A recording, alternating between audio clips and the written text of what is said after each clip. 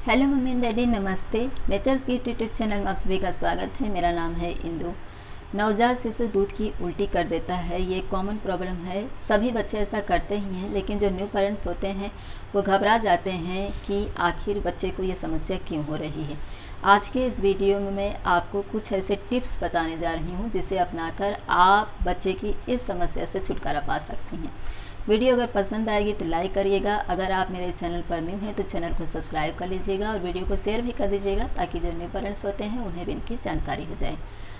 जिस समय आपकी डिलीवरी होती है, अगर आपकी नॉर्मल डिलीवरी होती है तो अधिकांश लोग कहते हैं कि अभी इन्हें तो कोई प्रॉब्लम नहीं है, बच्चे को देते ही दूध पिला दें।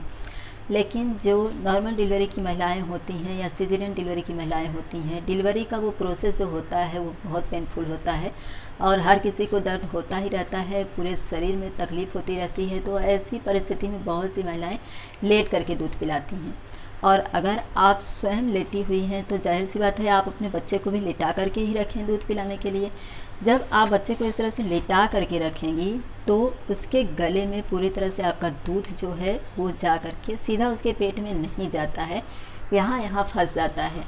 और उसके बाद आप सोचती हैं कि लोग भी कहते हैं, मैंने भी शायद एक दो वीडियो में ये बताया हुआ है कि आप लेट करके दूध पिलाएं तो तुरंत उठ करके आप बच्चे को डकार दिला दीजिए। लेकिन वही दूध जो उसके गले में फंसा हुआ है, जब आप उसे डकार दिलाने के लिए गोद में लेती हैं तो बच्चा पूरा उलट देता है, क्योंकि उसे लेट करके आप स्वयं इस तरह से सो करके कुछ खाइए या पानी पीजिए। देखिए आपके गले में से क्या पूरी तरह से वो चीज़ अंदर आसानी से जा रही है, नहीं जाती है।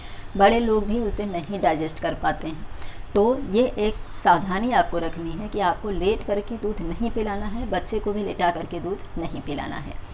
जो तकलीफ़ें आपको होती रहती हैं तो आपको दीवार का सहारा ले लीजिए। अगर आप हॉस्पिटल में हैं तो भी बेड के पीछे ऐसे बना रहता है, वहाँ पर बैठ जाइए, तकिया ले लीजिए, आराम से स्वयं बैठ जाइए और बच्चे को आप अपनी गोद में किसी तकिए को रख करके फिर बच्चे को गोद में लीजिए ताकि आपको झुकना न पड़े।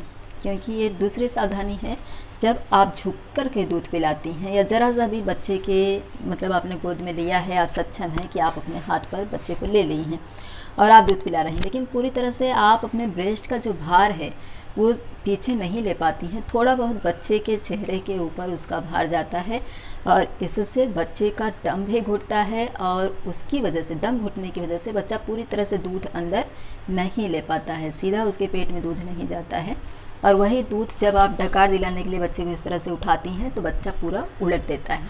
इसलिए जब आप दूध पिलाएंगी तो आपको ध्यान रखना है, जब बैठ करके पिला रहे हैं, लेट करके तो आपको पिलाना नहीं है, लेकिन जब आप बैठ करके पिला रही हैं तो बच्चा इस तरह से सीधा नहीं होना चाहिए। क्योंकि इस तरह से सीधा भी लोग सोचते हैं हम तो बैठ करके पिला रहे हैं, बच्चे को भी थोड़ा ऊंचा लिया है, हम अपने ब्रेस्ट को बच्चे के पास नहीं ले गए हैं, बच्चे को ब्रेस्ट तक लेके आए हैं, तो जब हम दूध पिला रहे हैं वो बच्चा उल्टी नहीं करेगा। लेकिन अगर बच्चा आपका इस तरह से सीधा आपकी गोद में है तो जो कुछ वो पिएगा वो पूरी तरह से उसके पेट में नहीं जाएगा, बल्कि उसके गले के आसपास यहाँ रहेगा। इसलिए बच्चे का सिर थोड़ा ऊंचा रहना चाहिए। यानी जब आप बैठ करके भी पिला रही हैं, बच्चे का सिर शरीर के और भाग की अपेक्षा थोड़ा सा ऊंचा ज़रूर होना चाहिए। इस तरह से आपको बच्चे को पकड़ना है और उसके बाद आपको दूध पिलाना है। अगर आपको ये पोजीशन नहीं जम रही है, मैं इसके जितने भी पोजीशन है उसके लिए एक सेपरेट वीडियो आपको दूंगी, ब्रेस्ट फीडिंग की जितने पोजीशन हैं।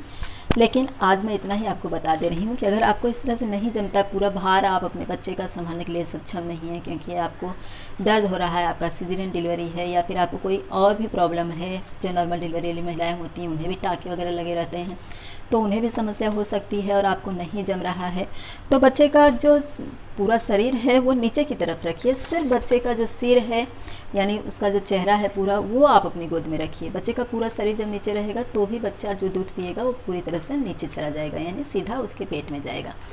तो ये सावधानी आपको रखनी है। इसके अलावा जब जो ब्रेस्ट फीडिंग मदर होती हैं उनका जो ब्रेस्ट का निप्पल होता है, अगर वो थोड़ा सा भी रफ होता है, यानी बेबी ने जब मुंह में आपका ब्रेस्ट निप्पल लिया, ज़रा सा भी वो खुरदरा है, तो इससे बच्चे के जो स्किन होते हैं वो एकदम से सॉफ्ट होते हैं, उससे तकलीफ़ होती है उस खुरदरेपन से, तो बच्चे को अजीब लगता है और वो पूरी तरह से दूध अंदर नहीं खींच पाता है, या फिर बच्चा रोने भी लगता है तो रोते समय भी बच्चा पूरी तरह से दूध अंदर नहीं ले पाता है, वो दूध इधर ही रह जाता है। और जब आप इस तरह से गोद में लेकर के बच्चे को डकार दिलाने की कोशिश करती, वही दूध बच्चा नीचे फेंक देता है। तो इसलिए आपको अपने ब्रेस्ट पर भी खास ध्यान देना है। ब्रेस्ट एकदम मुलायम बना रहना चाहिए। तो आप देसी घी का इस्तेमाल करिए। जब आप बच्चा सोया हुआ है उस समय, या बच्चा खेल रहा है किसी ने लिया हुआ है उस समय, आप थोड़ा सा देसी घी लेकर के अपने ब्रेस्ट के निप्पल पर, एलोरा के भाग पर, ब्रेस्ट पर अच्छी तरह से मालिश कर दीजिए। और जब आप बच्चे को दूध पिलाने जा रहे हैं तो उसमें हल्का गुनगुना पानी लीजिए, उसमें कॉटन का सॉफ्ट कपड़ा भिगो करके आप हल्के हाथों से अपने ब्रेस्ट को पोंछ लीजिए और उसके बाद बच्चे को ब्रेस्ट फीडिंग कराइए। आपका ब्रेस्ट जब एकदम नरम रहेगा, मुलायम रहेगा, तो बच्चे को दूध पीने में तकलीफ नहीं होगी। बच्चा आसानी से दूध पिएगा एकदम शांत होकर के। लेकिन बच्चा अगर हलचल करके, रो करके दूध पिएगा तो वो अच्छी तरह से नहीं डाइजेस्ट कर पाता है और वही दूध बाद में बच्चा उलट देता है। तो इसलिए ये बातें आप ध्यान में रखिए। लेट करके, बच्चे को लिटा करके दूध न पिलाएं। बच्चे का सिर थोड़ा ऊंचा रहना चाहिए। और डकार तो आपको तभी भी दिलाना ही है, चाहे आप जैसे भी पिला रही हैं दूध, बच्चे को डकार दिलाना ही है।